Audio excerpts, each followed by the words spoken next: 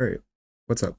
I just wanted to take a minute to talk about the Call of Duty Black Ops 6 road to release and how it affects me as a zombies player, which is going to be a little bit of a weird thing to get into because most of this is going to be based off beta gameplay for multiplayer players, including myself. I do enjoy multiplayer quite a bit. But obviously, as it says here, as we're heads down working towards the launch of Black Ops 6 on October 25th, we needed to share some updates on multiplayer coming out of our beta. Now, obviously, their little corporate thank you for our amazing community, blah, blah, blah, blah. From your experiences and our in-game data, we want to highlight some key areas of feedback, whatever. So they're obviously addressing the map situation, and it seems like they have gotten to a point where they are going to be focused on medium-sized maps at launch, which I'm pretty cool with. I don't want them to have a bunch of large maps. We kind of had that situation in, I believe it was, for the most part, Modern Warfare 2019 was pretty tame when it came to large maps. But it's nice to have smaller maps because it allows people to figure out the game more than figure out the maps. Because like if you're spending too much time just trying to figure out massive maps the whole time, and obviously this is like kind of a stale opinion, but if you're saying that like shipment is the reason that this is happening, no, it's not. It's just always been a thing, and people want smaller maps for the multiplayer at least. I mean, obviously there's definitely game modes that should be here that should have the full scale map size, but as far as multiplayer basic running around gunning down people is concerned, medium maps are great because it gives more time to focus on figuring out the game rather than figuring out every nook and cranny of a map that's twice the size that you're never even going to touch half of. Now, I'm hoping that as the seasons progress, obviously they're going to add more maps. So I'm hoping they add a little bit more variety to the larger side and to the smaller side, because that would enable them to make some good playlists opportunities, right? Like, so they could make a, small maps playlist, medium maps playlist, and a large maps playlist if they so choose to go down that avenue. And then they could even make a large maps playlist that has like 12v12 instead of 6v6, but that's just being way too hopeful. Now, some of the maps, they all look really good. Um, Obviously, they all seem to have a center point that everybody's going to be converging on. I don't even, I'm gonna come back to this one right here, this one specifically. But everything seems to have a very good center point. This one is going to be chaos. I can just tell you now. Subsonic is going to be chaos, but all of them seem to have a very good little center point that everybody's going to be converging on. Oh, that's Nuketown-ish. That's an interesting take on Nuketown. All right, I'll get back to that one in a minute. All right. So, red card. Listen, I thought we learned with the border crossing map. I thought we learned, all right? Putting an entire map where it's one huge lane on a mid-road. I mean, maybe this issue will be mitigated by the fact that it's curved, and I'm okay with that. But the map is generally, it's generally just this wide open area with some cover from like cars and different little blockades, because where we are on the map, I can't really tell. I think this is kind of like close to the like midsection right here. I I would hope, but just having it be like this is a weird lane setup because all the other maps are going to be like pretty straightforward. Everybody converges on the middle. Where is the middle here? Where do they want us to meet? Because nobody's going to go there because it's all wide open. As far as, and this is just based off of like map, like obviously there's probably going to be like fray cover in there, but like as far as concerned right now, these are the cover pieces outside. Nobody's going to go here. This midsection, nobody's going to go here. Somebody's going to camp here with a shotgun in this general area. Nobody's going to go here. But yeah, that's all I really have to say about that one. That one's going to probably be miserable. Seeing Vorkuta is actually also really cool. I kind of wanted to go back there. I'm sad that they never did that in Black Ops 1, but that's just a small thing. Now, Warhead. This is going to be interesting. Nuketown. I'm cool with this. Weirdly enough, I'm cool with this. I didn't want Nuketown on launch. I don't want Nuketown on launch. I'll take Nuketown later. I'll definitely take Nuketown later. And if Nuketown comes out like a week after the game launches, fine.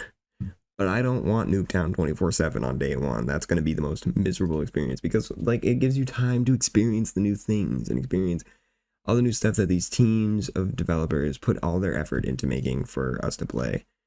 But I do like the looks of the sizes of the different maps. They definitely look a lot better than like some of the more recent Call of Duties with their map sizes. I'm glad that they're kind of going back to the small, quick format, rush, push, go after everybody. But yeah, all images are work in progress. So clearly there's going to be a little bit more detail into everything once the game actually comes out. Spawns. I'm just going to read this as it says it verbatim. As a key companion to maps, we want to update you on the spawn system. One of the most important reasons we have a public beta is gathering spawn data from our players. Now that we have 2 weeks worth of player data, we have already made big strides in dialing in our spawn logic and identifying and resolving issues with the spawn system across the game for launch. I really, really hope so. I really, really, really, really hope so. They better have. That's all I gotta say about that. I can't find the picture of the map that I'm thinking of, but obviously, if you played the B06 beta, this map came to mind. Now, as far as performance is concerned, our beta was immensely helpful in identifying and resolving some performance-related issues. I personally didn't have any performance-related issues, but I'm glad to see that they identified people that did, and that they identified issues in the game, and that they're going to fix them for the people that had them. Personally, I didn't have issues. I never had any complaints with it. I thought the game ran fine. I cranked it down to the minimum, as I do with every Call of Duty game, because fidelity doesn't matter, gameplay does. It's a 6v6 shooter. Maybe I'll turn it up when I play zombies, but, you know, the game ran fine. But I'm glad that they have this fixed for the people that are, namely, script errors. Script errors are specific because I was actually having a couple issues on the last day of the first beta with the game just crashing. I couldn't even open it, but I'm glad that they're fixing whatever the issue was. And apparently they're saying that hitching was a big issue. I assume that must have been on older graphics cards, maybe. Maybe it wasn't. I have no idea. I guess I'll find out when I see anything come out about it later. Now, specifically weapons, headshot damage, this is one that I'm more concerned about. Bullet penetration is really good. Obviously, they call out the snipers on the radar dish. Stop camping, please.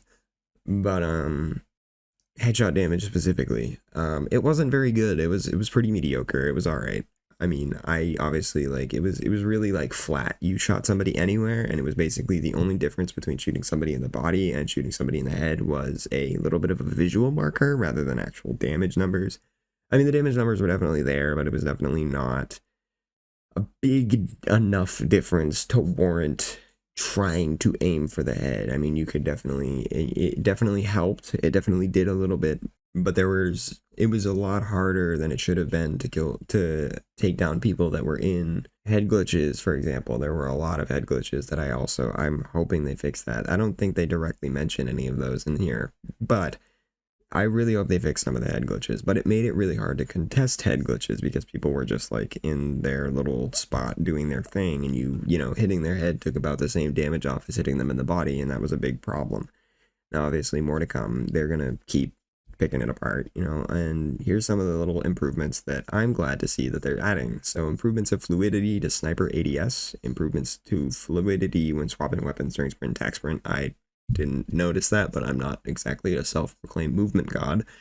Reduction of weapon motion during crouch transitions, and a small lift to shotguns and targeted adjustments across all weapons to keep SMGs, the Jackal, the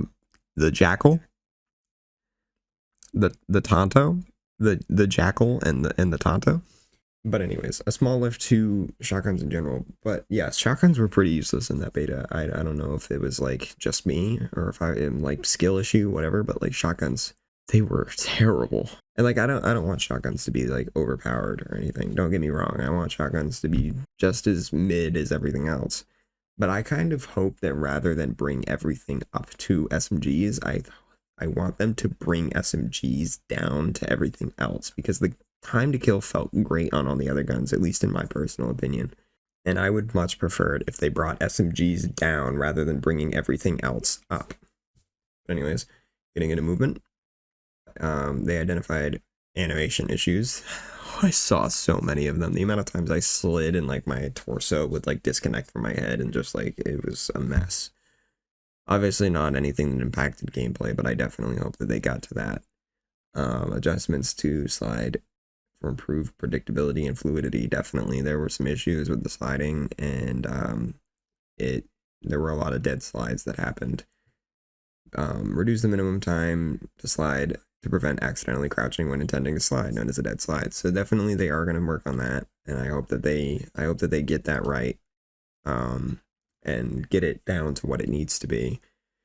Slight reduction to the maximum slide duration is an interesting choice. I didn't really notice an issue, but I'm interested to see what they changed it to. That's definitely going to be something for the game to come out to, and, you know, it'll be an interesting little thing to observe, but it probably won't affect anything very much. Now, intelligent movement, this didn't affect me at all, but it was useful. It definitely served its purpose for people that didn't want to break their thumbs to play the game. Obviously, I just play it on a controller. I'm weird. I have a PC. I play it on a controller, even though I know that's what everybody else does. I'm not weird, but like the point is that I thought that I like having as much control as possible in any situation personally, but I can definitely see who this is for. And it's a good feature and it's a good purpose. Now, and then there's just these little few things. I'm so depressed. I'm pressed about this. I am actually pressed about this right here, right? The winner's circle got shortened, and you can't emote spam. To reduce emote spam, players in the winner's circle will now only be able to activate one emote. That was funny. It was hilarious. It was so funny. I don't know, me personally, I thought that was hilarious. If I won or lost, seeing the people like spam the button and like start tweaking out, that was so funny to me. Reducing the time of the winner's circle, yeah, I'll take it. It definitely wasn't really necessary, but I'm sure it'll be a nice reduction. I know that they aren't gonna just jump the gun and drop it to like 2 seconds, so you only see people for like half a second, and then they like start flying out. Kill counter, cool with that. Reducing camera motion, cool with that. I didn't notice an issue because I immediately dropped it to 50%, but if 50% means that it's going to drop even more, I'm more than okay with that. Kill order, I'm okay with the changes to this. I didn't really like kill order as much as other game modes. I thought it was kind of a weird way to operate that, but I didn't have anything against it. And improve notifications when players selected at improve notifications when a player is selected as HVT was definitely necessary, because sometimes I would run out and I had no idea that I was even the HVT, and I'd just get the floor mopped with me, and I'd be like, oh, why am I in last stand? Oh no. Now, the score limit was increased, definitely a need. HVT survival score reduced, definitely a need. But yeah, just general enhancements. Now this one is the one that I was the happiest about. Sleeper Agent removed the time added when earning eliminations while Sleeper Agent is active. I am a-okay with that. I like that change right there. Having that be changed, good. The Sleeper Agent, it's a good perk, right? I like it. I like the concept of it. But having the time reset every time you get a kill was not good. No. That is the biggest recipe for disaster that they ever introduced, and I'm glad that they immediately just took it off. Stim shot has been changed from inventory based to cooldown based by default. Good. Quartermaster strategist will decrease the cooldown time. Good. Resolved an issue where the combat axe would deal not lethal damage at round start. It wouldn't be a Black Ops game if you couldn't hit cross maps at the match start. Good. After assessing perk data from our time with the beta, we made updates to ensure compelling decisions are being made. Assassin and Bruiser moved from perk 1 to perk 2. Dexterity and Gung Ho moved from perk 2 to perk 1. Cool. I'm cool with that. RTXD controls are fixed and looking to launch. And I'm just going to read their little outro because that's probably what they would want me to do if I was like reading this in front of somebody. The studio and our partners are hard at work making sure that the launch of Black Ops 6 reflects these changes and many more. We'll be sharing more information in the coming weeks and look out for the more intel on the Call of Duty blog. Make sure to bookmark our Trello board and follow COD updates for live issue tracking on all things Black Ops 6. Look out for more details on upcoming patch notes sometime during the launch week. We'll see you October 25th. Now, I'm interested in where this goes with zombies because, like, a lot of this stuff, obviously, the changes are going to obviously apply to all game modes because it's just how that's going to be. I'm interested to see where it goes with zombies because a lot of this stuff is going to affect zombies, and I'm interested to see how the SMG's damage and effectiveness gets kind of nerfed and dealt with in zombies because obviously you don't want a gun that's overpowered in the win-all solution for a zombies match. You don't want to just abuse it the entire game. I also hope that it's not terrible just because obviously I want to get my camos done. I want to get my zombies camos done.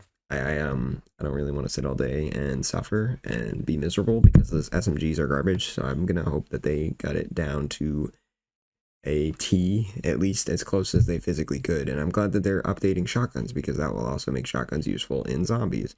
That's all there really is to it. So see ya.